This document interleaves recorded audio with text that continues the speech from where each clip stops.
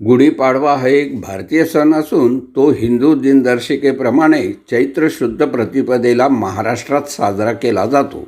शालिवाहन संवत्सराचा हा पहिला दिवस असतो. वेदांग ज्योतिष्य या ग्रंथात सांगितलेल्या 3.5 मुहूर्तापैकी हा एक पूर्ण मुहूर्त आहे. या दिवशी नवीन वस्तू खरेदी, व्यवसाय प्रारंभ, नव उपक्रमाचा प्रारंभ, सुवर्ण खरेदी इत्यादी गोष्टी केल्या जातात. दारी उभारलेली गुढी ही विजय आणि समृद्धीचे प्रतीक आहे असे मानले जाते.